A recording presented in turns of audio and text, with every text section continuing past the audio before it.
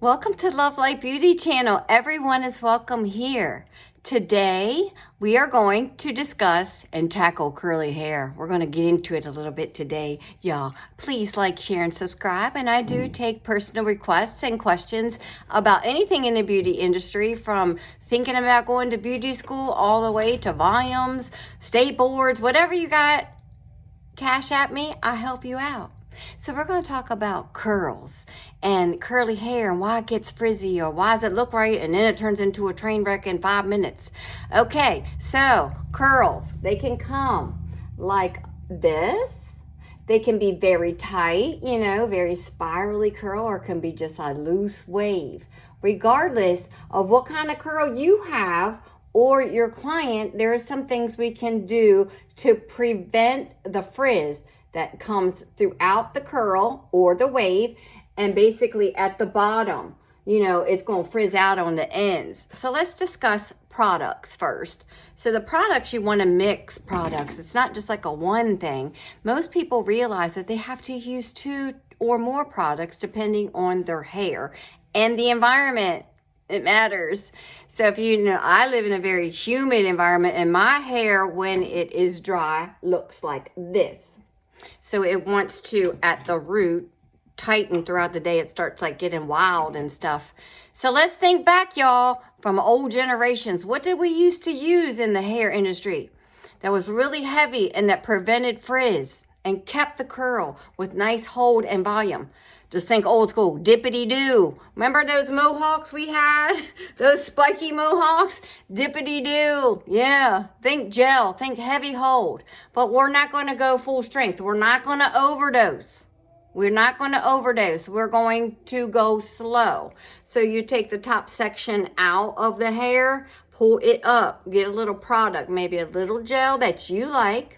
I have favorites. If you need recommendations, reach out to me in the comment section below.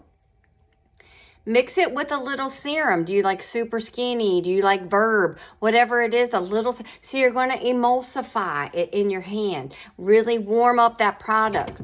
Put it in the hair.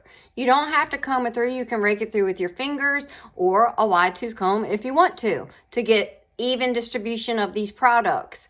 And then let the next section and do it there, and then the next section, so you're not having like a big clump of gel with product just like at the root and nothing at the end where the frizz is. So we're going to take it slow. We're going to do section, put the product in, let a little bit out, section, and then the very top. Now what disrupts curl? Touching it. So you're making a beautiful wave. Let's say you're doing a bride or whatever, and you're setting them up to go out, and you've been spending like an hour doing these really nice curls and everything. And what do? They touch it. So what does that do to the curl? It disrupts the curl. So the curl grows out of the scalp, and then, depending if it's a tight curl like mine, or a medium curl, or just a wave coming out of the scalp, it's going to want to curl. So, that's where you really want to focus on getting that straight. And as soon as people start touching it and disrupting the curl throughout that red X's, and then at the bottom, that's why it gets disrupted. That's why it separates. That's why it doesn't stay in that elegant curl, because the client wants to touch it. Or they wait for you to finish, and you turn around and they're over there like pulling it out. See, the hair needs to, wrap around the curling iron with product, if you're doing it with the curling iron, and release it and let it cool. That solidifies that. Now, why am I holding a chopstick?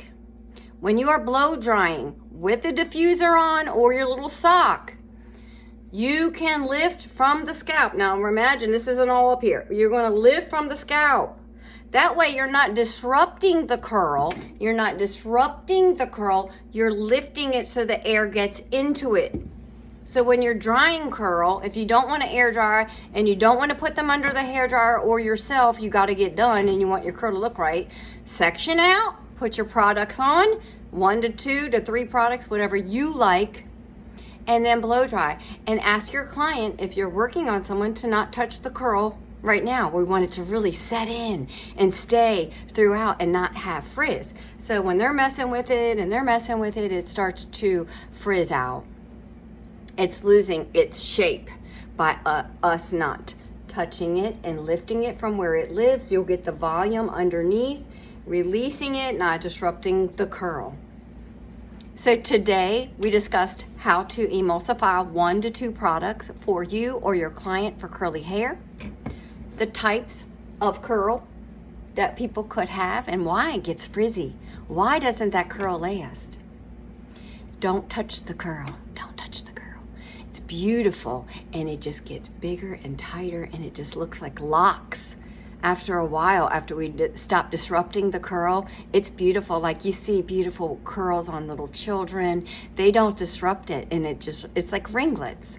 So go with your product recommendation that you choose for you or your customer. Use your chopsticks. It's a great way to pin the hair up also with sections. And it also allows you to not disrupt the curl when blow drying and styling. You know, if you got a little itch or something, you know, it's always good for that. When you're doing a bride with an updo, they're good for that, a chopstick.